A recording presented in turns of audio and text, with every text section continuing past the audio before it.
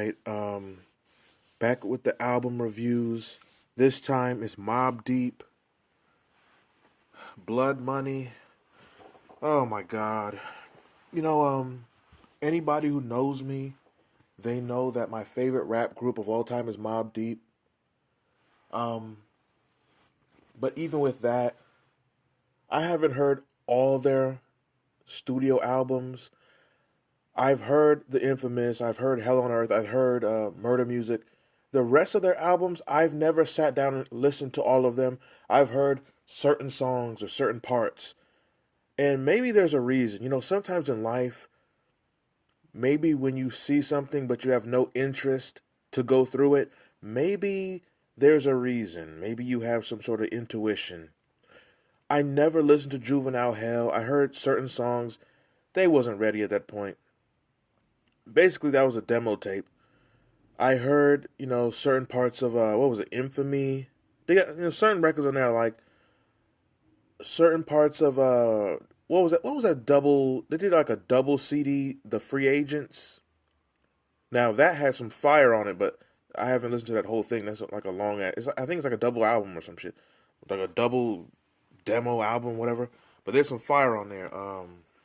What was that? What was that song of Free Agents that Chic Raw or Cheek Raw he freestyled on when he was like, I've been doing this since AI had a AI had a bowl cutter, and I flamed niggas like LeBron on the baseline. What was that?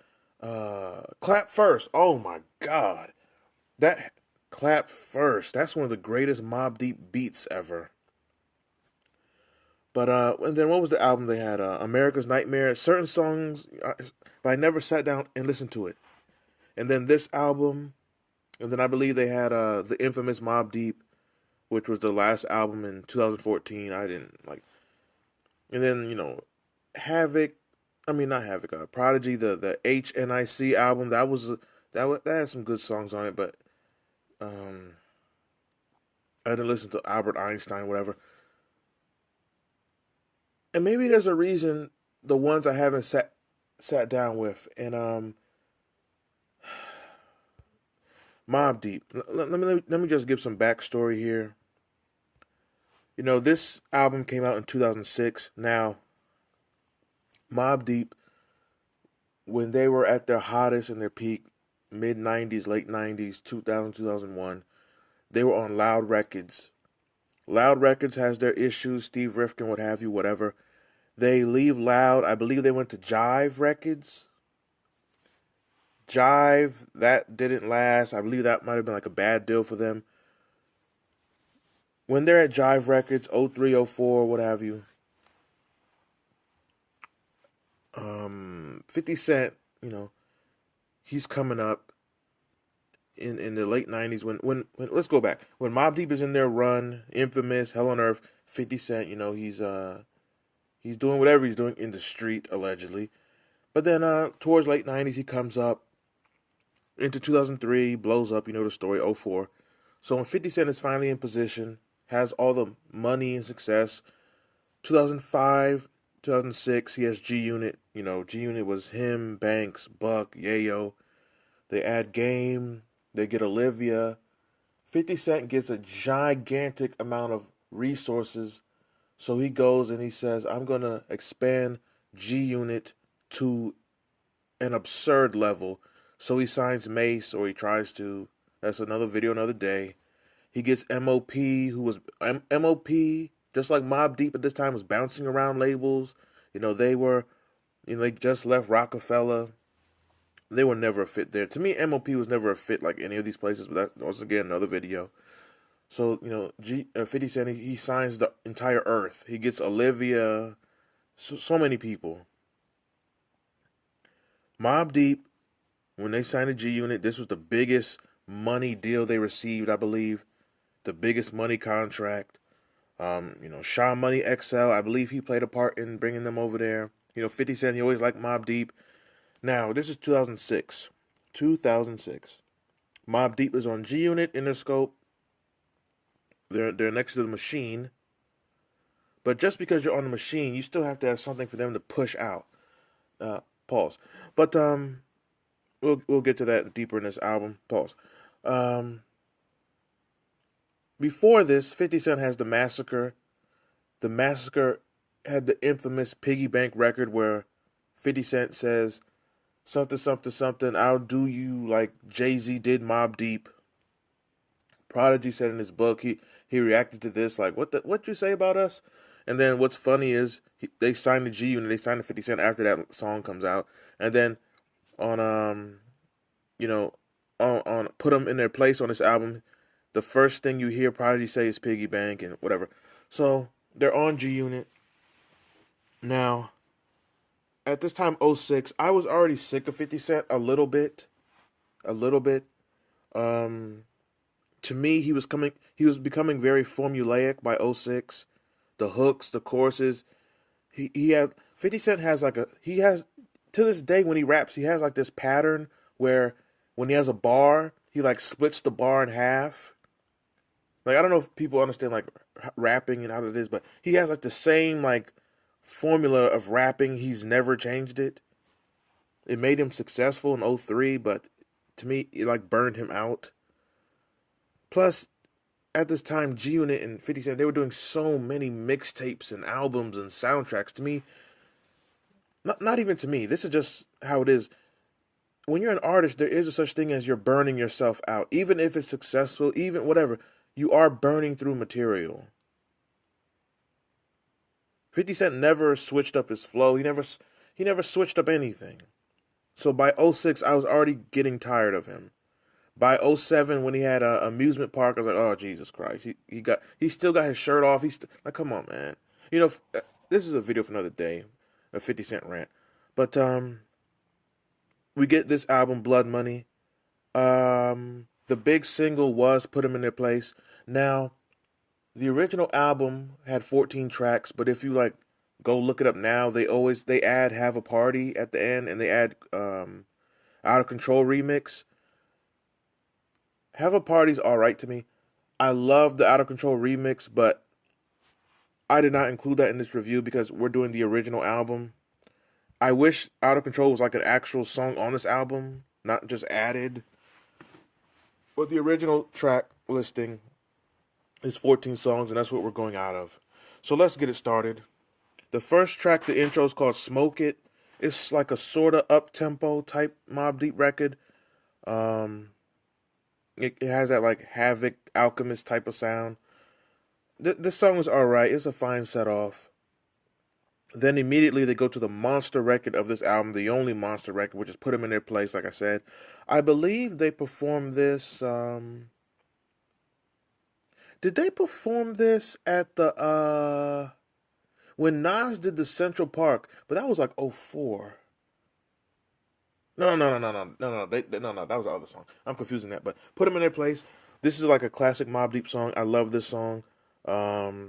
This is by far the best song on the album. No song comes close to this, which is, oh God. Like I said earlier, the first thing you hear on this song is Prodigy says Piggy Bank. So, you know, this is like a slight response to Piggy Bank, which is ironic because they're signed to 50 Cent and he's on this album. But it's not a diss song, but it is like a response song. This is great production. I love the hook. Love this song. Prodigy even says, I got a condo for a piggy bank. You know, Havoc, he's always been underrated as an MC, as a rapper. Great producer, one of the greatest producers, but he's a great rapper as well. Then you have Stole Something. The Punchline King, Lloyd Banks, appears. This is a solid record. Basically, this song is about getting at people who stole from them. You know, a theme of this album is a lot of these songs is very shallow. They lack poetic value. There's not that much storytelling on here. Not so much introspection. A lot of this album, this album is like Mobb Deep in the way you've never heard them, and that's not a good thing, but more on that later. Then you have a record called Creep. I like Havoc's production so far. 50 Cent appears. His verse and Prodigy's verse is fine. This is a fine song. Then you have Speaking So Freely. Havoc is talking about someone who's talking bad about them from prison. I don't know if that's just, you know, a song or this is like a real incident. Somebody's talking down on him or some shit. This we're still early in the album, and so far, Mobb Deep has a lot of like jewelry and like money references already, which is like unusual for them. Like this is like the most materialistic I've ever heard Mobb Deep. This song is okay. Like I said, this was like the biggest money contract they ever got in music. Like a lot of this album, to me, it sounded like they were looking for a label, which they were. They got the 50 Cent. He gave them a huge amount of money, which he got from Interscope for his subsidiary, G Unit Records. It sounds like they searched for a label, got one, got a huge amount of money, and went straight to the mall. Then when they left the mall, they brought all the bags home, put the bags down, and then wrote how they just went to the mall. Like that's what this album is. We just got a whole lot of money, so now we got items. This is what this album is about. Blood money. The album is about money. Oh, oh, Jesus. Then they have the worst song on the album. It's called Backstage Pass. This song's about hoes at the shows. At this point, the production on this album is fine, but fine is not the Mobb Deep standard. Pass on this song. Then the next song is like a continuation. It's called Give It To Me.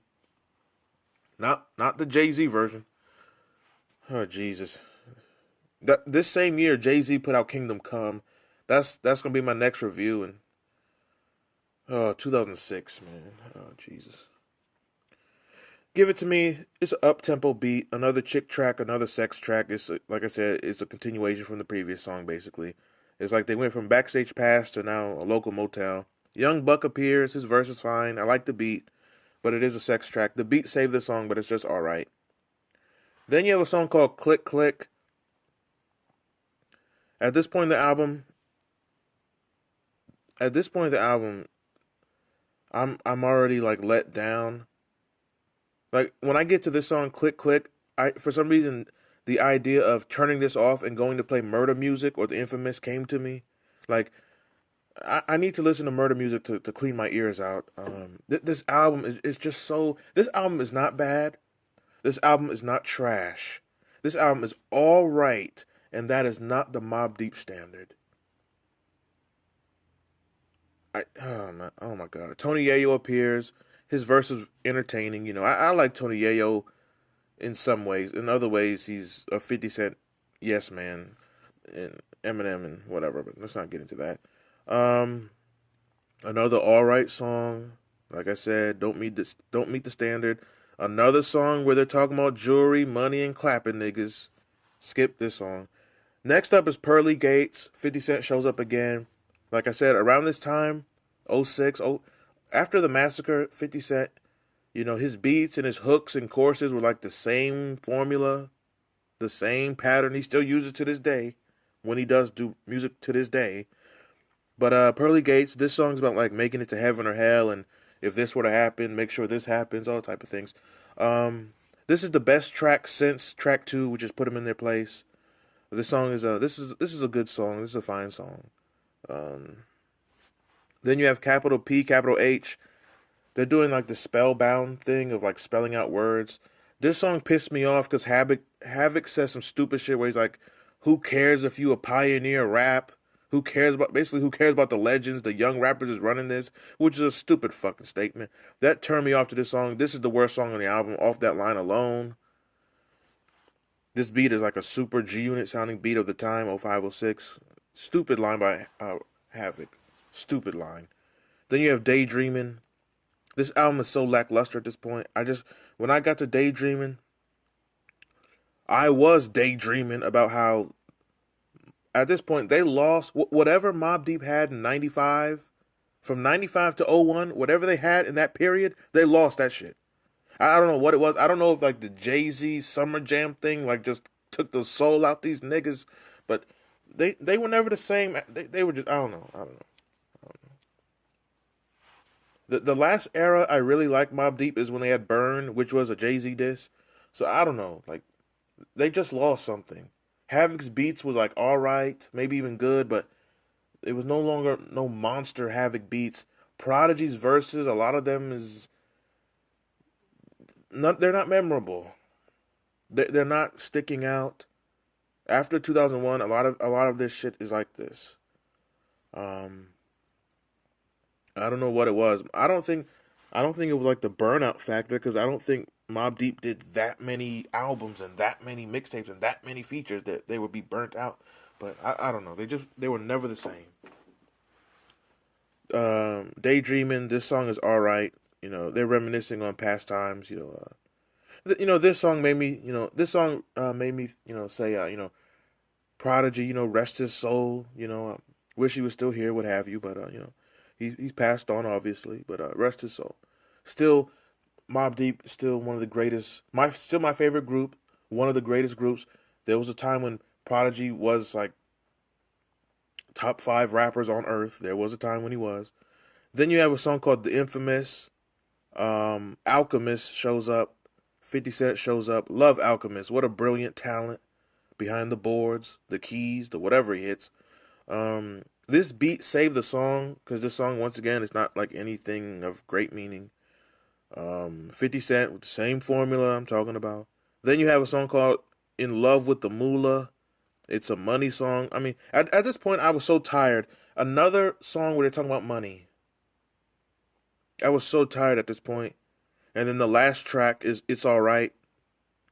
This song made me I cut this shit off after like the oh, Jesus Christ. This song It's Alright. They're redoing TikTok from the Alchemist album. Why? Who asked them to redo this? When I heard the song, I immediately thought 50 Cent is taking a shot at Nas by redoing this. TikTok was from the Alchemist album, I believe from like '04. And that TikTok was Nas and Prodigy. I could just see 50 Cent being like, oh, let's redo this. And it's like a subliminal shot at Nas that he's redoing it and he's putting himself on it. And then it's like, who the fuck asked him to remix this? And then they put Mary fucking J. Blige. I cannot stand Mary J. Blige. She's so overrated. And now this is about to be a rant. Now, like today in 2023, the last 2 years, why is Mary J. Blige? Why is she dressing like a stripper female rapper? She's dressing like a whore. Why? Do you need the money that bad? I cannot stand Mary J. Blige. You know when I really couldn't stand her the most, besides right now? I couldn't stand her. What? Was it like 2001? She had that goofy ass hairdo. What? Oh my God. Females in their hair sometimes. I think it was a Family Affair. She had a record called Family Affair with Jadakiss.